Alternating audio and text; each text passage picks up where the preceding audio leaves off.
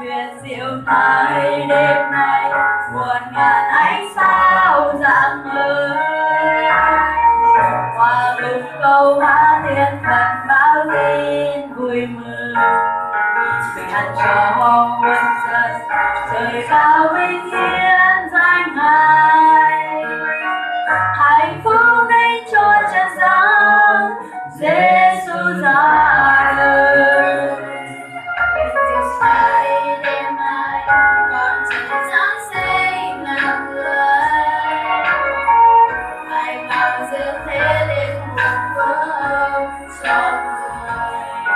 Và đâu trời đôi từ nay đã quá xa rồi, vì Chúa đến mà niềm vui cho lòng tươi mới. Chúa Giêsu là ra đời, Ngài đến ban cho niềm hy vọng cho các muôn dân được sống an vui. Nào đàn mừng Chúa Giêsu sinh là con người, Ngài đến xua đi mọi lo, và Chúa đến đem tình yêu cho người hôm nay.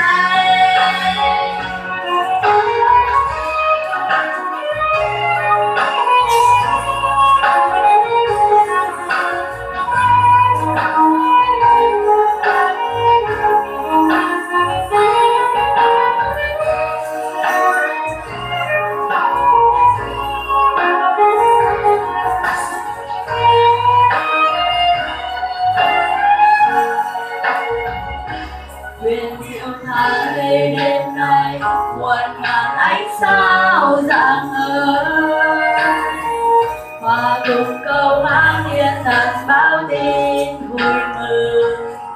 Bình an cho muôn dân trời cao vinh hiển danh Ngài, hạnh phúc đến cho trần gian Giêsu ra đời.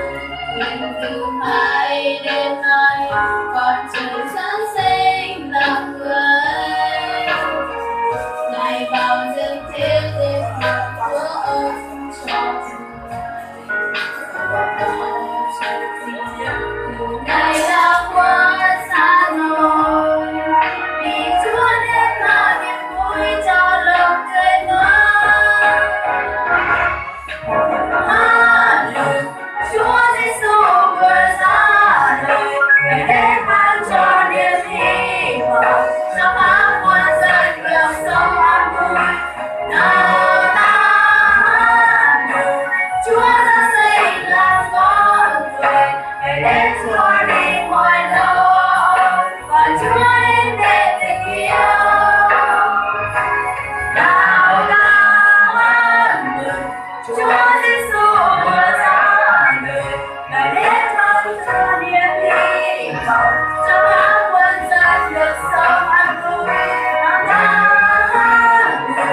Chúa Giáng sinh là con người, Ngài đến xóa đi mọi lo, và Chúa đến đem tình yêu